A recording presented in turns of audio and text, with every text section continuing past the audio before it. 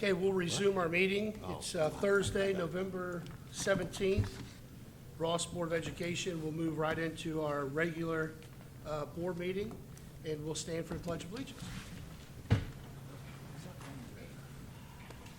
Pledge allegiance to the flag of the United States of America and to the republic for which it stands, one nation, under God, indivisible, with liberty and justice for all.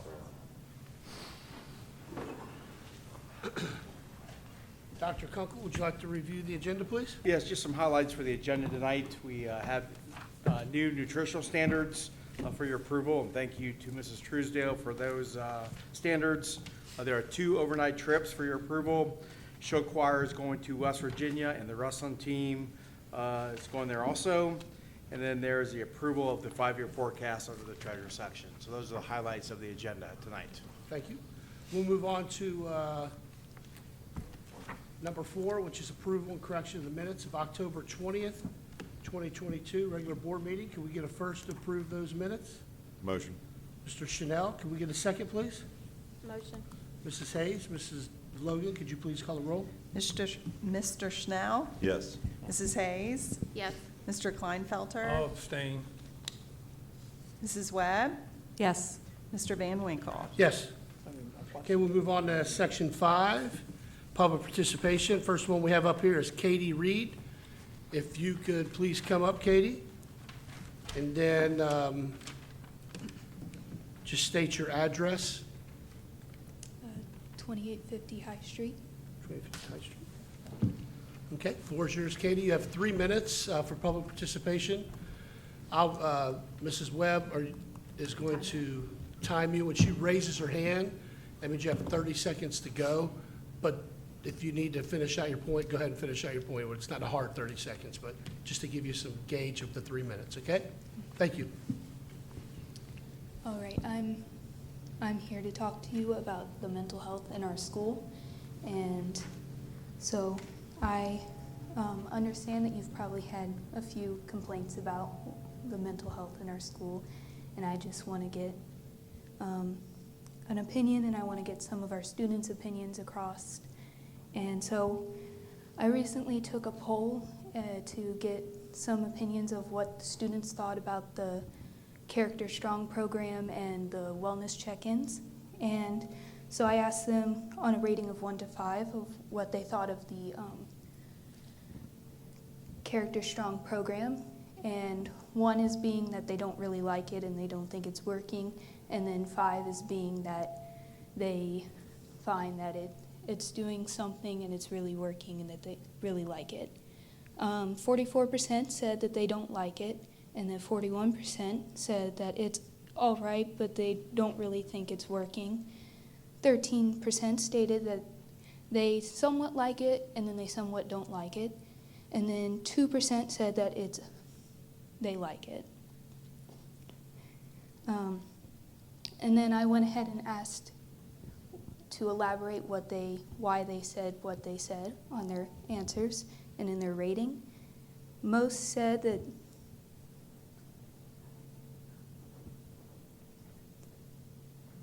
that they understand the message and that they think that it's just it's coming across the correct way, and that people aren't really finding that, they find that it's useless. Like, some people find that it's useless, so they don't think that the point's really coming across to the student body. Others said that they just don't think that the company and this school staff really understand how teenagers work with the mental health and everything. And then others said that they just don't understand the program and that they don't understand how it works. I also asked for their ideas on what they think would also benefit the school. And most of them said that they'd rather the extended Rambells be like a study hall where they could do homework, ask their teachers questions, and just have time to make up missing work or do late assignments, or just find time to study. A few said that a program would be helpful for students that do want to talk to someone, where they could talk to them and feel safe talking to someone. And some just want like breaks where they could just relax and they don't have to worry about doing work, and they can take time to read or do something that they want to do so they can let their brain have a rest for the day. And I would also really like to touch on the teachers' mental health also, and that I've talked to a few, and many of them do feel like that they've kind of been being forced to be the stand-in counselors, as we don't have as many as we've had in the past, and that they would like to have their mental health noticed also, along with the students. And then some other suggestions that I have is that I feel like mental health days would be a good idea, because it could just give the students a day where they can take a break, and like they could go see a professional and talk to them about their problems, or they just can't they can't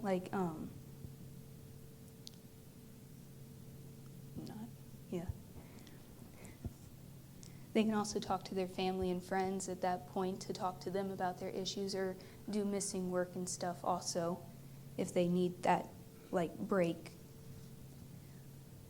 And then I would just like to thank you for your time and listening, and I hope you take this into consideration. Anything for Katie? No, thanks for your presentation. Okay, we'll move on to Aubrey Reddick and Kate Gom. Is it Gom?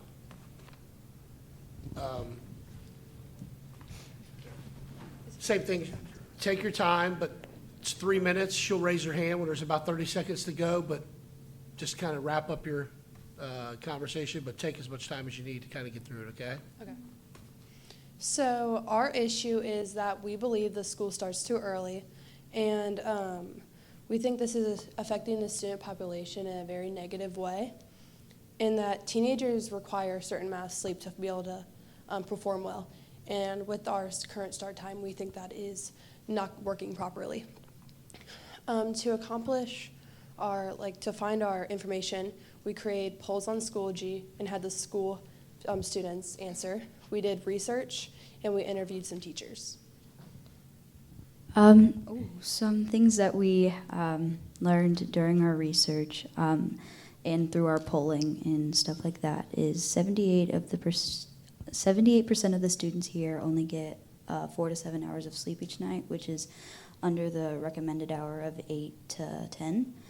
90% of the students here's sleep time is affected by jobs, homework, and extracurriculars, and how much time those take up in their afternoon and evenings. Research has shown that the circadian rhythms change throughout the life cycle. Teenagers' body clocks are best synced to bedtimes around 11 p.m. or midnight, and wake up times about 9 hours later. And this is from Jamie Dirchmind, and she is a decorated health journalist. We had over 160 responses in our student poll, most of which were very expressive about how they felt in the early start times. Yeah. Very, very strong opinions. And we gave that poll out based on our research, just about how a teen's sleep schedule works and how it can affect things like obesity, depression, substance use, poor academics, and lower graduation rates. Some of our solutions to this issue is delaying the school start time. We found that 65% of the students supported having a start time between 7:45 and 8 a.m. Other schools are delayed about the same, and they only get out a little bit after us. And busing would be on the same schedule, just pushed back a little bit longer. And then our other solution is to combine busing. Most high schoolers tend to have rides or drive themselves. And the middle and high schools in this situation would be able to start at the same time. And then majority of the teachers we interviewed supported this. Aubrey, what grade are you in? I'm a junior. Junior? Kate, same thing? We had a student, it might have been a couple of students, that came to suggest about days off, Yeah. which I'm all for it, but unfortunately, it was the day after Halloween. They were all skipping. They said, they're not coming. I said, well, I respect that. But the one thing that that Jake Richards is taking on is trying to get some more student voice and stuff like that. The calendar, the start times. You guys are not the first people that have suggested this, and your facts are there. I think it's about time, hopefully, that we'd listen to some of the students and look at the calendar and the start times and things like that. So That's why we're here. the reason I wanted to make sure what grade you were in, because you two are going to be the first two volunteers that maybe Mr. Richards can bring you in as far as that. I'm serious, to come in and talk about it, because Jake, did you want to talk a little bit about you said you wanted to get some student voice on some of that?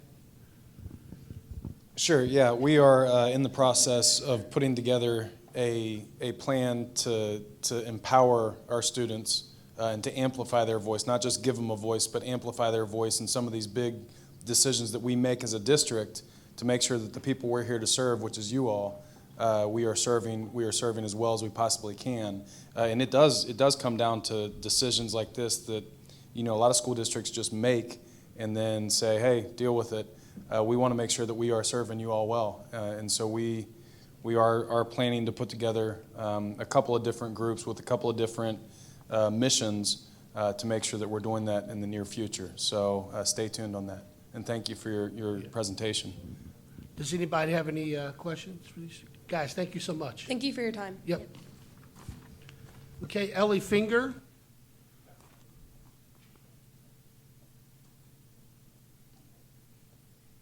And someone else. So if you guys don't mind, just introduce just say your name and I'm assuming you guys are students, but. Yeah. Yeah. Just say your name and then what grade you're in, please. So I'm Ellie Finger, and I'm a junior. I'm Ryan Foster, and I'm a junior too. What was your name again? I'm sorry. Ryan Foster. Brian Foster. Ryan. Oh, Ryan Foster, sorry. And we're here today to talk about the school levy and how it has affected us as students, and will continue to as we go into our senior year. So we're both student athletes, and with the Philly levying, we all know the cost of sports has gone up drastically to $825 per sport. Many of the students who play multiple sports had to make a choice to only play one because the cost going up. Many families also had to make sacrifices because multiple kids playing multiple sports costs a lot. With the levy failing this past August, sports teams were being threatened if they can compete this year. This caused a lot of stress on those athletes. Another big change this school year was losing 2 math and 2 English teachers. Since those positions were cut, the class sizes has gotten a lot bigger in those specific subjects. Math classes were over 30 students, and English classes can be just as big. In those previous years, these classes were not nearly as big. With the class sizes being bigger, we feel as though we're not getting the same education as we were in the past. We have classes with over 30 students in it, and with that many students, it makes it very hard to learn. People are always talking and being disruptive, which makes it very hard to learn. At the end of the school year last year, math and English teachers were cut, and with them being cut, we were also limited on the classes that were being offered. We are also concerned that even more classes are going to be limited next year, which will really affect us, especially going into our senior year. And we had a couple questions for you. How is the school day going to change at the high school now that the levy has failed again? Dr. Kunkel, you want to answer that? We're in the process of, no decision has been made, so we'll have more conversations next school board meeting, which is December 15th. But again, we'll take all that into consideration, but no decisions have been made yet. And another question we had is if the levy fails again this spring, is the state going to come in and take over? So the state could come in if we don't pass a levy, correct? Our goal is stay positive and try to get a levy passed. So, but yes, if we don't pass a levy, the state could come in. So, yeah, just to follow up a little bit on that, Ellie and Ryan, nothing's going to happen the rest of this year. Correct. If that makes sense. It would be the following year, whatever adjustments that may end up happening. And Ellie, the thing about the state takeover, they don't necessarily take over. They just come in and give you ideas. It's not a good thing, I mean, because their ideas are going to be very harsh, and then we have to try to, you know, work with that. But they don't come in and just take over the school system, if that makes sense. You guys have any more questions? Nope. Thank you. Anybody have any questions Good for job, them? guys. Nope. Thank you so much. Thanks for your time. Mandy Rice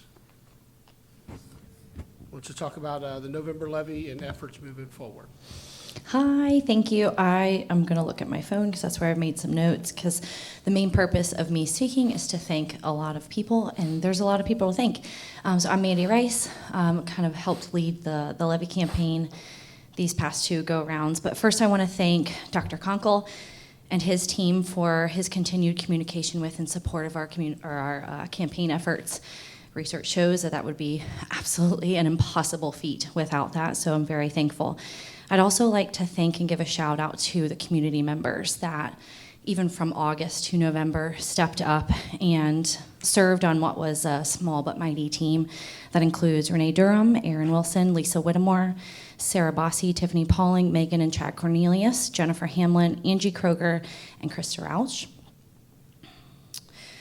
I would like to thank the teachers who were supportive. I see some familiar faces here this evening, and gave their efforts towards the campaign. I may have missed some, but the names that I'm remembering are Jessica Jackson, Sharon Burlage, Ashley Day, Lori Ellinghausen, Amy Brosart, Jamie Kiefer, Brandy Emmenecker, I think it's Megan Miller, Sharon, is that right? Megan Miller, yeah. Brian and Kelly Sawyers, as well as our administrators, so Adam Hall, Tom Perry, Chris Sailors, Jason Rettinger, and Brian Martin, who are all working the polls and in some effort helping in our door-to-door effort, wore levy shirts, just helped in big ways and stepped up for our schools. I'd like to thank all the community members and each of the businesses who donated financially to the levy effort. And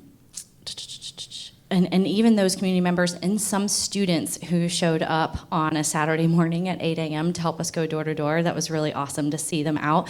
And also shout out to the students who just spoke. Those sorts of action, right, like boots on the ground and voices are exactly what is needed in this community. I'd like to thank the board members who proved their support for this levy by stepping up and helping the effort that they voted to put on the ballot. Thank you to Mr. Kleinfelter for helping work the polls on that Tuesday. Thank you to Amy Webb for doing the same and for helping out at the key communicator conversations. Thank you to Andy Schnell for really spearheading the conversation that was the 10-year financial history and being there in the door-to-door effort on a Saturday. And thank you to Sean Van Winkle, who worked the polls and really was in communication on a lot of different fronts for our effort. Lastly, I'd like to thank all 2,888, I think it was, yes votes, those community members who voted in support of our schools. I want to say that that's a high number for us. It's a higher number than we've seen in the past, and that is something that I want to focus on and remain positive about. We've gained a lot of momentum in the tune of about 1,300 votes in a matter of 3 months, and only 2 of those actively campaigning. So we've got some good momentum, but we need to keep that momentum, and that's where I want to speak directly to our staff, not just our teachers, but our support staff and our bus drivers and everybody, that we will not pass this levy without them. And so I hope that that message is clearly conveyed. We also need, like I was saying, more boots on the ground. So if anybody is willing to step up and help in any effort, if you've got the time to give, reach out. yes4ross@gmail.com. And the other thing, just going to put it bluntly, we are broke. Recent research about running campaigns for levies in Ohio shows that we need $1.95 per registered voter, and we have about 11,000 of those. So we are not even in the same ballpark of that number. So if anybody has the means to do that, we need that help. So you know where we are on Facebook, hopefully, Yes for Us, and our email, yesforus@gmail.com. This community is going to be run by people who show up for it. And so kudos again to the students who spoke up and those who use their voice in effective ways for this community that means so much to them. So thank you. Thank you. Mandy, right before the work session, Dr. Kunkel thanked you and a lot of people for the levy. And the exact number is 1,526 more yes votes when it all came. So the efforts are still there, and thank you so much for everything you did. You might pass this down. Okay, Dr. Kunkel, we'll move on to superintendent's reports and recommendations, please. Yes, sir. Under my section, we have a couple items like the block A through D. A is a payment in lieu of transportation, and those parents are listed there for you. Item B, these are the nutritional standards that we talked about earlier. Item C, there are 2 overnight field trips. Then item D, which are schedules B, C, D, and E for your approval. Again, block it A through D for 1 vote, please. Okay, can we get a first on superintendent recommendations, A through D? Motion. Mr. Chanel, can we get a second, please? Second. Mrs. Hayes? Mrs. Logan, could you please call the roll? Mr. Schnell? Yes. Mrs. Hayes? Yes. Mr. Kleinfelter? Yes. Mrs. Webb? Yes. Mr. Van Winkle? Yes. Okay, we'll move on to treasurer's reports and recommendations. Mrs. Logan, the floor is yours. Thank you. I have 4 different items under my section for tonight.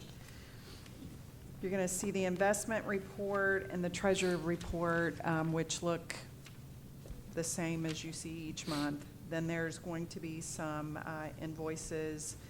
Our purchase orders were dated after the date of the invoice, so according to board policy, we have to have board approval to pay those bills if they exceed $3,000. So those are on the agenda for your approval. And then lastly, the 5-year forecast is the last on my section. I'm going to ask you to approve A through C, block that together, and then D separately. Okay. Can we get a first to approve A through C under treasurer's reports and recommendations? First, please. Motion. Mr. Chanel, can we get a second? Second. Mrs. Hayes? Mrs. Logan, could you call the roll? Mr. Schnell? Yes. Mrs. Hayes? Yes. Mr. Kleinfelter? Yes. Mrs. Webb? Yes. Mr. Van Winkle? Yes. Can we get a first to approve D under treasurer's reports and recommendations, the 5-year forecast? Can we get a first, please? Motion. Mr. Chanel, can we get a second? Second. Mr. Kleinfelder? Oh. We'll go with you, I guess. Let him have some fun. Mrs. Logan, could you please call the roll? Mr. Schnell? Yes. Mr. Kleinfelter? Yes. Mrs. Hayes? Yes. Mrs. Webb? Yes. And Mr. Van Winkle? Yes, we'll move on to legislative report, which is Mr. Kleinfelder. Do you have anything this month? Yeah, I do. Just a couple of items, the kind of been a lame duck session of the 134th General Assembly. According to the Ohio School Boards Association legislative website, there's 199 bills active in some form or another in the General Assembly. A couple of them are concerning. House Bill 273 is a bill introduced by Bill Seitz from Cincinnati and Bridget Kelly from Cincinnati, one Republican, one Democrat. Kind of a negative to our 5-year forecast, but their recommendation is to raise the STRS employer contribution to 14%. So if that happens, that'll be an increase for us that we'll have to put away for people's retirement. Still, the hot bills are House Bill 34 is getting closer to be passed. That's where student records have to be transferred within 5 days. This is to get IEP records and stuff to their new school. I know schools have held up things in the past for payment of fees and held hostage, but it doesn't address that. So I don't know where we'll be with that, but as long as I don't think it's an IEP student, we'll still be able to probably hold those records somewhat hostage. Then there's a bill, House Bill 739, that is proposed that there will be no discrimination in public or private schools based on vaccination status. So, didn't say what vaccination. I'm sure they're talking COVID-19 or for the most part, but I hope it doesn't come down to whether you had a flu. You know, it's, but once again, and only in public and private schools, doesn't say anything about industry, restaurants, healthcare, once again, public and private schools. The other thing is today's STRS board meeting. They are looking at a couple of different proposals. The 90 rule came up where if you had 34 years of service and your age has to equal 90. So it could shorten some people's career a little bit. Not proposed. There was also the number of 92, 94 thrown out. Unfortunately, other states like Indiana have 85 as their composite, which would be more like closer to the way it was. But at least people are starting to think about it. I think people realize that that's a problem for especially small districts that aren't experiencing large turnover. But it's out there. I don't know. I didn't see what happened to it. I just saw that it had preliminary staff stamped on every page. But it was proposed to the retirement board today in 3 different forms. So just for that. And that's all I have. Okay, does anybody have any questions for Mr. Kleinfelder? Okay, we'll do board comments. We'll start with Mrs. Webb. I just want to thank all the presentations this evening, and I applaud the students for getting up here and just sharing your thoughts about things. And I do appreciate the information that you have, and I want you to know we are listening. You know, there's a lot of variables that kind of go into some of these decisions, especially, for example, with the busing. And, you know, we talk about start times, you know, and I know the elementary schools, for example, they're not getting off the bus in my neighborhood till like 4:20 already. So busing is limited, but we're definitely having these conversations, so just appreciate all that. And Mandy, thank you for coming in tonight, and I just want to applaud all your efforts again. I know you work tirelessly, and you know, you took time away from your family to support the schools and to try to get this thing passed, and hopefully we have success in May. We decide to go that route. We'll keep fighting for it, so thank you. Mr. Kleinfelder? Did we skip a Butler Tech report? I was not at the Butler Tech meeting. Oh, I was just wondering. 'Cause Yeah. that's one of the highlights I like. That's a what? That's one of the highlights I like. I'd just like to thank everybody that made presentations tonight. Mandy, thanks for all your work. I know it's a very difficult task, and trying to get people out of their comfort zone come help is sometimes difficult. And that's all I got. Mr. Chanel? Just reiterate some comments. Thanks for all the presenters, including Ms. Logan presenting the 5-year forecast in the working session, and Mr. Beck on the athletics. And then I will second the comments about Mandy.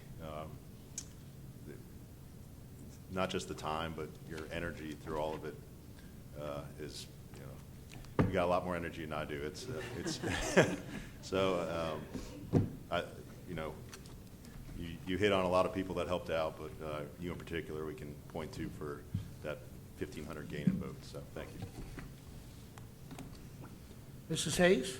When you go last, it's just a repeat, so I agree with everyone's sentiment. So, and have a good Thanksgiving break. Thank you to the presenters, Mr. Beck with the athletics, and then Mrs. Logan for the 5-year forecast. And then, you know, I could echo and talk all day about what Mandy's done, and it's a lot of effort. I mean, she's taking a lot of time from her family. She's taking a lot of time from her career, which people don't understand. She's losing money probably by doing what she's doing, but we really appreciate it. And I do agree, Mandy, that people have to step up. I mean, that's the key. I mean, it's got to be a grassroots effort, and hopefully we get a little bit more effort from people in May, if we do one in May. So with that being said, could we have a first to adjourn this meeting? Motion. Mr. Chanel, can we have a second? Second. Mrs. Webb? Mrs. Logan, could you call the roll? Mr. Schnell? Yes. Mrs. Webb? Yes. Mrs. Hayes? Yes. Mr. Kleinfelter? Yes. Mr. Van Winkle? Yes. Thank you. There's no way.